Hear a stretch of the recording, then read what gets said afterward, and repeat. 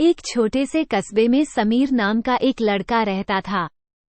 बचपन में ही पिता की मृत्यु हो जाने के कारण परिवार की आर्थिक स्थिति बड़ी दयनीय थी।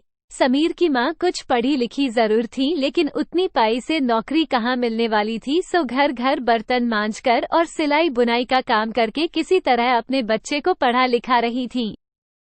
समीर स्वभाव से थोड़ा शर्मीला था और अक्सर चुपचाप बैठा रहता था। एक दिन जब वो स्कूल से लौटा तो उसके हाथ में एक लिफाफा था। उसने माँ को लिफाफा पकड़ाते हुए कहा, माँ, मास्टर साहब ने तुम्हारे लिए ये चिट्ठी भेजी है, जरा देखो तो इसमें क्या लिखा है।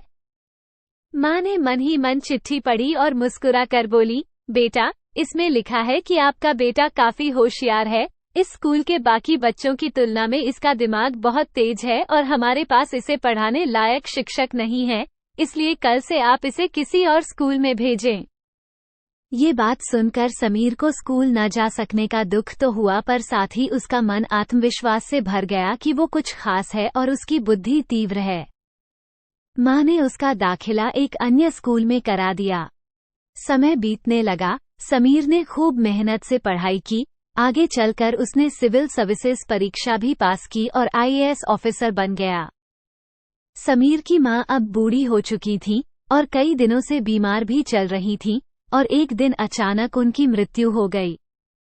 समीर के लिए ये बहुत बड़ा आघात था। वो बिलख बिलख कर रो पड़ा। उसे समझ नहीं आ रहा था कि अब अपनी माँ के बिना वो कैसे जिएगा। रोते रोते ही उसने माँ की पुरानी अलमारी खोली और हाथ में उनकी माला, चश्मा और अन्य वस्तुएं लेकर चूमने लगा। उस अलमारी में समीर के पुराने खिलौने और बचपन के कपड़े तक संभाल कर रखे हुए थे। समीर एक एक कर सारी चीजें निकालने लगा और तभी उसकी नजर एक पुरानी चिट्ठी पर पड़ी। दरअसल ये वही चिट्ठी थी जो मास्टर साहब ने उसे 18 साल पहले दी थी।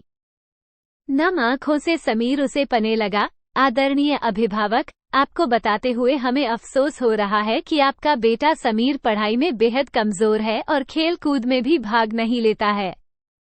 जान पड़ता है कि उम्र के हिसाब से समीर की बुद्धि विकसित नहीं हो पाई है, अतः हम इसे अपने विद्यालय में पढ़ाने में असमर्थ हैं। आपसे निवेदन है कि समीर का दाखिला किसी मंद बुद्धि विद्यालय में कराएं अथवा खुद घर पर रखकर इसे पाएं। समीर जानता था कि भले अब उसकी माँ इस दुनिया में नहीं रही, पर वो जहाँ भी रहें उनकी ममता, उनका आशीर्वाद सदा उस पर बना रहेगा।